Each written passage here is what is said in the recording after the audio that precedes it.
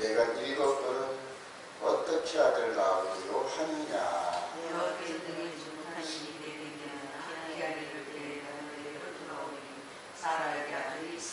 같이 봅니다. 사라가 두려워서 부인하 이르되 내가 웃지 아니하였나이다. 이르시되 아니라 내가 웃었느니라. 아멘. 자, 오늘 창세기 18장은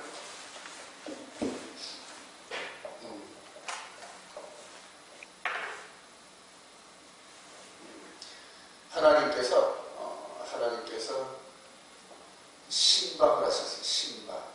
아브라함 가정에. 그리고 먹고 마시는 식사의 교제가 있어요. 식사의 교제. 식사 교제. 자, 오늘 과연 하나님께서 아브라함의 가정을 방문하는 의미가 뭘까?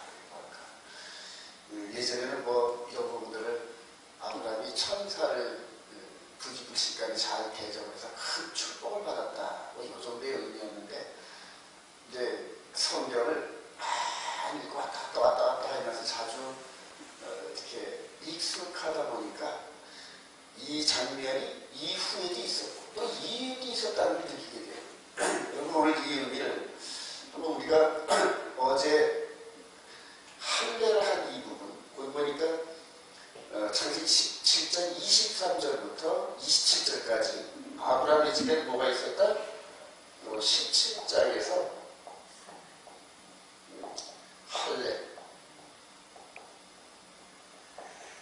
할례는 뭡니까?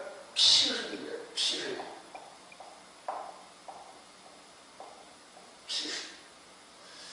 자, 우리가 계속해서 할례라든가 짐승 제사의 피라든가 이런 부분들이 과연 뭘 의미하는지, 그리고 오늘날 우리가 예루살렘을 향하여 이제 복음의 끝자락에 와 있는 이때에 반드시 거쳐가야 할 그 통과 의례가 뭐냐면 유다이즘, 유대인들을 통과해야 되는데, 예루살렘을 가면은 반드시 유대인들을 만나고 또한 유대인들과 함께 동거동락하면서 한 세 사람을 이루어야 되는데 우리가 이런 영적 무장을 하지 않으면 2000년 전에 예수님을 십자가에 못 박아 죽였던 그런 유다이즘을 만나게 되고, 유다이즘을 만나고, 그러니까 이 껍데기로 주어졌던, 모형과 그림자로 주어졌던 이 유다이즘, 이스라엘 백성들에게 주어진 그 사상을, 하나님의 원뜻을 잘 이해하지 않으면 가다가 그들의 강력한 충돌에 의해서, 강력한 저항에 의해서 그들에게 무너진다. 논리적으로 무너져. 여러분, 미국의 변호사분들이 거의 다 유대인들인데, 유대인들은 없는 제도 만들어내놓고 있는 제도 없게 만드는 지대주가 있어요. 얼마나 논리가 정렬하고 그럴싸한지 그들과 대화를 하면 거기다 넘어간답니다. 그만큼 말재주가 있고 논리가 정렬하고, 그리고 유대인들은 체계민족들이거든요. 체계민족들. 자, 그래서 이 부분을 한번 피 흘린 다음에 하나님께서 직접 신방을 하셨어요. 아브라함에게. 자, 이 부분을 요것만 놓고 보면은 큰 의미가 안 나옵니다. 자, 우리 여기서 이렇게 가서 세월을 지나서 출애굽기 24장을, 출애굽기 24장을 볼까요?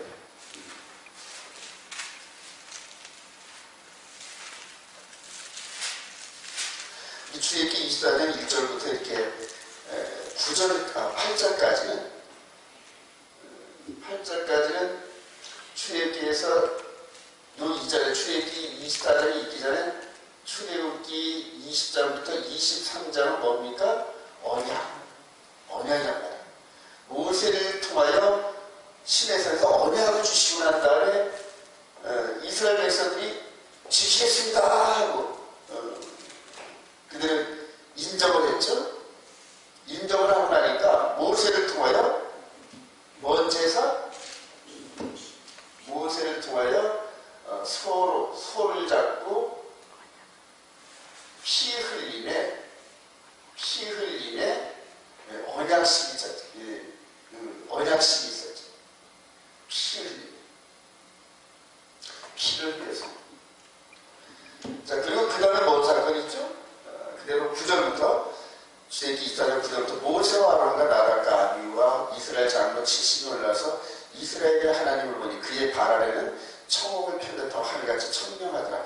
하나님이 이스라엘 자손들의 존귀한 자들에게 손을 대지 아니하셨고 그들은 하나님을 뵙고 먹고 마셨더라. 자, 여기서 또 언약식이 끝나고 피 흘림의 사건이 끝나고 뭐다? 그대로 먹고 마시는 식사교제입니다.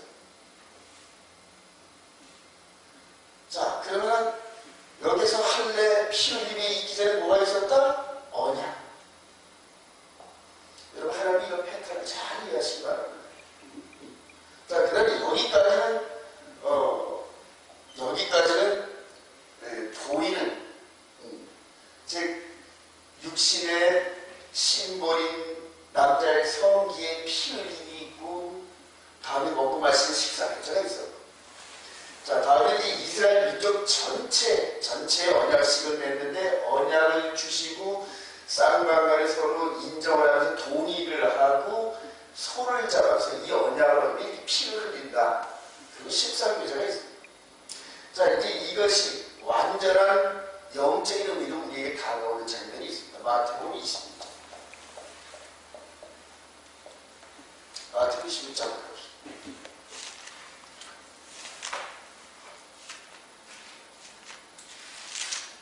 마태복음 26장 26절 우리 봅시다. 시작. 그들이 먹을 때에 예수께서 떡을 가지사 축복하시고 떼어 제자들에게 주시되 이르시되 받아서 먹으라 이것은 내 몸이라 하시고 또 잔을 가지사 감사기도 하시고 그들에게 주시되 이르시되 너희가 다 이것을 마시라 이것은 주의 사함을 얻게 하려고 많은 사람 위하여 흘리는 바 나의 피 곧 언약의 피라. 그러나 너희에게 이르노니 내가 포도나무에서 나는 것을 이제부터 내 아버지의 나라에서 새 것을 너희와 함께 마시는 날까지 마시지 아니하리라 하시니라. 자, 우리 예수 그리스도께서 12 제자와 함께 만찬을 벌이죠. 이걸 우리가 보통 이제 치유의 만찬이라고 하지 않습니까? 만찬. 자, 이 만찬을 하는데 요 순서를 따지면 만찬 이전에 뭐가 있어야 된다? 피 흘림. 자, 그리고 이 앞에 뭐가 있어야 된다? 언약이 있어야 된다. 자, 이런 패턴이죠. 언약, 피 흘림, 만찬. 자, 근데 여기서 만찬을 이제 마태복음 26장에서 만찬을 하신다고요. 그리고 언약의 피다 하면서 포도주를 나눠주시고. 그리고 이 포도주는 이 만찬이 끝나고 난 다음에 겟세마네 동산에서 잡히셔가지고 그 이날 6월절 피를 흘려 주시면서 십자가 피를 흘려 주시면서 그들은 이 패턴이 유지가 됐죠. 자, 그래서 여기서 피 흘림. 자, 그럼 여기 언약. 이 언약은 어디 있었을까요? 이미 언약은 영원히 불변한 거라고요. 출애굽기 20장에서 23장까지 언약의 내용은 이미 이스라엘 백성들이 주었기 때문에 언약을 따로 얘기할 필요가 없어요. 이 언약을 이때는 짐승의 피의 중보로 맺었지만은 그러나 이 언약을 이제는 예수님의 피를 중보로 해서 언약을 맺었다. 이해가 되시죠? 네. 자, 그러면 이제 여기서 이제 그대로 숙제가 풀리는데, 그래서 할례의 피 흘림, 다음에 손을 잡는 피 흘림, 그 다음에 예수 그리스도의 십자가에 여기서 피 흘림, 이것이 패턴이 진행되죠. 즉 예수 그리스도께서의 피 흘림은 이제는 하나님과 우리 사이에 직접 연합이 있는 거예요. 그리고 중보자가 누구시냐면 예수 그리스도 오직 한 분이라고. 하나님과 우리 사이의 중보자는 모세가 아닌데, 모세와 짐승의 피는 그림자였단 말이에요. 모형과 그림자였고, 이게 진짜다. 이게 진짜다. 자, 여기서 아브라함과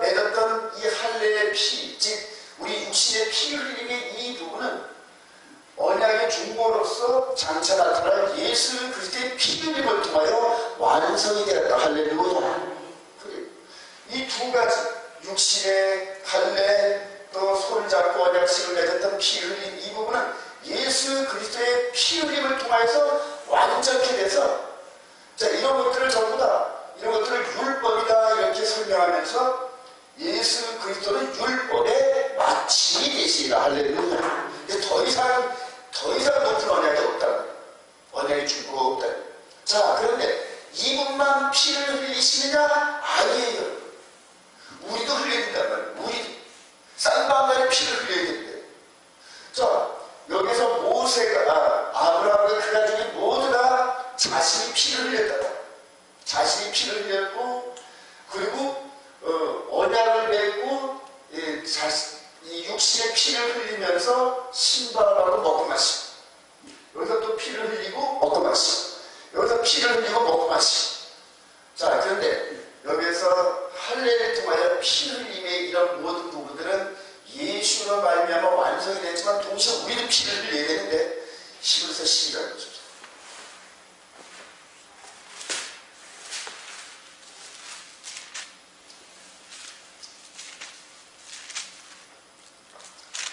이러므로 10장 1절부터 시작. 이러므로 우리에게 구름같이 둘러싼 허다한 죄인들이 있으니 모든 무거운 것과 얽매기 쉬운 죄를 벗어버리고 인내로서 우리 앞에 당한 경주를 하며 믿음의 주여 온또 온전하게 하시는 이 예수를 말합니다. 그는 그 앞에 있는 기쁨을 위하여 십자가를 참으사 부끄러움을 개의치 아니하시더니 하나님의 보좌 우편에 앉으셨느니라. 너희가 피곤하여 낙심하지 않기 위하여 죄인들이 이같이 자기의 거역하는 일을 참으신 줄 생각하라. 너희가 죄와 싸우되 아직 피 흘리기까지는 대항하지 아니하고, 너희가 죄와 싸우되 아직 피 흘리기까지 싸우지 않는다. 여기서 무슨 말입니까? 히브리서 기자는 어디서 봤을까요? 우리들도 피를 흘려야 되는데, 아브라함에게 개인적으로 허락했던 육신의 할례가 이제는 우리의 마음의 할례를 해야 된다. 마음의 할례. 근데 마음이 피를 흘려야 되는데, 마음이 피를 흘려서 죄로 말미암아 죽었다는 그런 고백을 해야 되는데, 아직 우리가 마음의 피를 흘리지 않았다. 그래서 죄를 용납하고 있다는 얘기입니다. 죄를 용납하고. 네. 그래서 우리가 예수를 믿어도 아주 죄에 대해서 둔감하고 죄를 짓는 것을 자연스럽게 생각하고, 아주 죄의 흔적이 남아있는 것을 별로 심각히 여기지 않는 이유가 뭐냐면, 우리가 마음의 할례를 아직 완전히 하지 않았다. 피 흘리기까지 싸우지 않았다. 피 흘리기까지. 예수님만 피 흘리시지 않아요. 우리도 흘려야 된다. 우리도 흘려야 된다. 그래서 피 흘림의 방법은 완전히 자신이 죽고 거듭나야 되는데, 아직 덜 죽었다. 십자가에서 우리 주님과 함께 십자가를 못 박게 되는데, 우리 영혼이 죄에 둔감하고 죄에 익숙하고 죄와 허물로 말미암아 죽었던 우리를 함께 이분과 함께 십자가에서 죽여야 되는데, 이게 마음의 할례라고. 마음의 할례. 이 마음의 할례는 죄를 완전하게 이기는 그런 할례. 죄를 완전히 버리는 할례다. 그래서 아브라함과 그 가족들에게 허락했던 이 육신적인 할례는 장차 예수 그리스도로 말미암아 우리에게 주는 개인적으로 우리 주님을 영접하는 모든 사람들이 마음의 할례를 하는 예표와 그림자를 보여줬다. 근데 이게 왔다면 완전한 육신의 완전한 이 마음의 할례 시대가 왔는데, 아직도 이런 부분들을 주장한다는 것은, 이거는 다시 종의 먹이로 돌아간다는 그런 표현.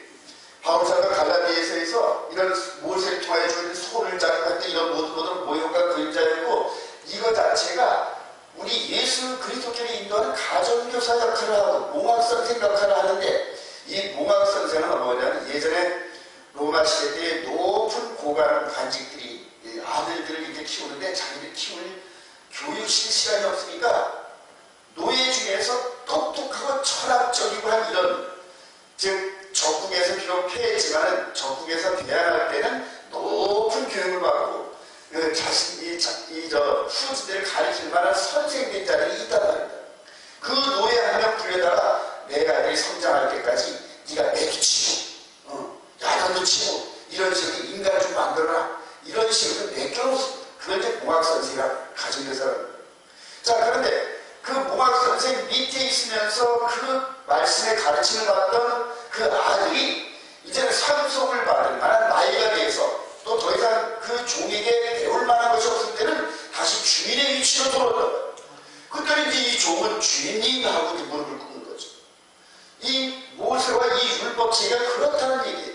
이분을 통해 완전 영적인 그러한 그 관계를 맺을 때까지 한시적으로 보이는 방법을 통하여서 우리가 하나님께 나아가는 방법을 제시하는 것에 불과한데, 완전한 여기에 있는 우리들이 예수 그리스도를 말미암아 완전한 하나님과의 교제를 이루는 길을 여는 우리들인데 왜 일로 자꾸 돌아가냐는 얘기예요. 왜 자꾸?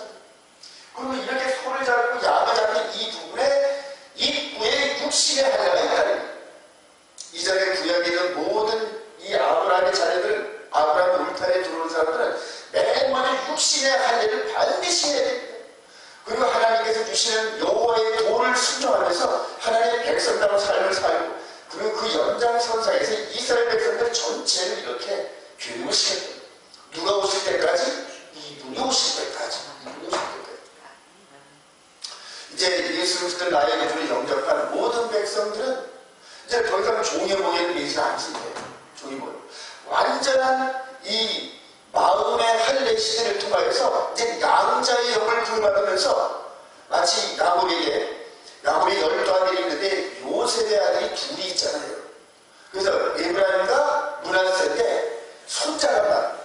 근데 야곱이 가가지고 요셉한테 가서 이 두 아들은 이제 내가 양자를 입적시킨다. 그래서 이제 네 아들이 아니라 네 형제와 똑같아. 그래서 에브라임과 므낫세를 그들이 야곱의 12아들 중에 포함시키면서 이스라엘의 아들들 안에 12지파에 포함시킨다. 그거 마찬가지로 이제는 죄와 허물로 죽었던 저와 여러분들, 세상 가운데 마귀의 종로를 탔던 저와 여러분들, 이 언약의 피를 흘리신 예수님의 십자가 앞으로 우리를 초대합니다. 그리고 그분이 나의 죄 때문에 죽으셨습니다는 이 깨달음을 얻으면서 마음으로 이분의 언약의 피, 흘리신 보혈의 피를 마음으로 믿으면 의의 이유, 즉 죽었던 우리들이 영원히 다시 거듭난다는 삐번오게. 그리고 이후로 마음의 할례를 통한 이 거듭난 이후로 예수님이 우리에게 주신 이 새 언약, 마음판에 이 출애굽기 20장, 23장의 두 돌판에 기록되어진 이 법을 이제는 새 언약은 마음판에 기록하는 그런 완전한 백성들 우리가 거듭난다. 여러분들 이 영적 비밀을 그대로 십자가의 도에서 우리가 마음의 할례라는 것을 깨달은 백성들은 이전에 있는 백성들과는 비교할 수 없을 정도로 더 도덕적, 더 은혜적 하나님의 성품을 완전히 닮아가는 그런 도덕중이 있는 거예요. 그래서 이 길로 가고 있는 이 백성들 중에서 바울사도가 이걸 깨달으면서 왜 이쪽으로 돌아가려느냐, 왜 육신의 할례를 받아, 왜 짐승제사를 주장해, 이런 식으로 해서 여기서 경계선을 닦은 거예요. 경계선을 닦은. 이게 바로 초대교회의 문제였어요. 자, 그렇다고 하면 여기 있는 이 율법, 이 육신의 할례와 그 다음에 이 손을 잡고 제사를 드리는 성전제사의 이 율법이 하나님의 약속과 반대되는 것이 아니란 말이에요. 반대되는 것이 아니라 이 완전함을 향하여 달려가는 지향적인 거란 말입니다. 그런데 완전한 죄를 속하는 이 율법을 주셨더라면 어찌 새 율법을 주셨겠느냐. 바로 이런 것들이 이 성경 전체의 내용들인데요. 근데 아직도 이 안에 여기에서 완전한 예법으로 말미암아 이제 하나님 기쁘시게 하는 영적 예배를 드리고 있는 우리들의 이 세상에서 현재 우리에게 계속 육신의 할례를 주장하고 그 다음에 짐승의 피제사가 아직 적용된다, 이런 식으로 가르치면 이거는 이전에 유다이즘에 빠집니다. 여러분, 육신의 할례, 그 다음에 소잡고 양자만 하나님을 섬기는 율법, 이 부분은 완전한 율법을 향하여 가는 모형과 그림자, 모델하우스였다는, 이제는 완전함을 받으면서 이 모델하우스, 이 어릴 때 우리가 연약할 때 이스라엘 백성들이 준 육신의 할례와 그 다음에 성전의 제사법을 우리가 배우긴 하지만 그러나 이제는 영적인 부분으로 깨달으면서 여기를 향하여 달려가고 있는데 그리고 여기를 만나는데 이제 이쪽으로 돌아가면 안 된다. 우리 마음 안에 이전에 있었던 육신의 할례와 그 다음에 이 소재, 이 짐승 피로 잡는 이 소의 피, 양의 피를 우리 마음에 인정하는 누룩 같은 사상이 들어오게 되면 그다음부터 계속 이 사상 안에서 불완전한 율법 체제 안에서 예수 그리스도를 십자가에 못 박은 그 유다이즘이 우리 마음에 깊숙이 되어 있어가지고 다시 재림하시는 공중 재림하시는 우리 주님을 반대하는 이상한 논리가 그리고 이 땅에서 성전을 제3성전을 이들이 짓고 그리고 거기다 피제사를 드리면서 그대로 하나님의 영광 있게 선포하면서 가짜로 나타나는 저 그리스도를 메시아로 영접하는 그런 결과물을 낳습니다. 우리가 경계해야 할 이 부분이 바로 이런 누룩 같은 사상들입니다. 오늘 이렇게 해서 창세기 18장에서 신방하시고 먹고 마신 이런 패턴, 즉 그 이전에 육신의 피를 흘리는 할례가 있었고 그 이전에 언약이 있었고 똑같은 패턴으로 우리에게 다가오시는 우리 주님을 기억하시기 바랍니다. 특별히 오늘 창세기 18장에서 먹고 마시는 이후에 사라를 축복하셨어요. 내 이맘때에 아들이 있습니다. 이제 저와 여러분들이 이 영적인 할례를 통하여서 하나님의 온전한 모습으로 우리 영이 죄를 몰아내고 혹 죄가 경단되고 깨끗이 씻어내는 이런 그 영적 습관을 가질 때 우리 주님께서 아브라함 가정에 신방하셨던 것처럼 우리의 이 마음방에 신방해 주실 줄은 믿습니다. 그냥도 우리가 하나님과 동행하는 삶을 통하고 하늘의 신령한 국가 땅의 기름짐이 우리와 함께한다는 사실, 이런 사실을 깨닫고 이 마지막 때에 정말 하나님의 거룩한 백성들의 삶을 살아가신 저와 여러분들을 주님의 이름으로 축원드립니다.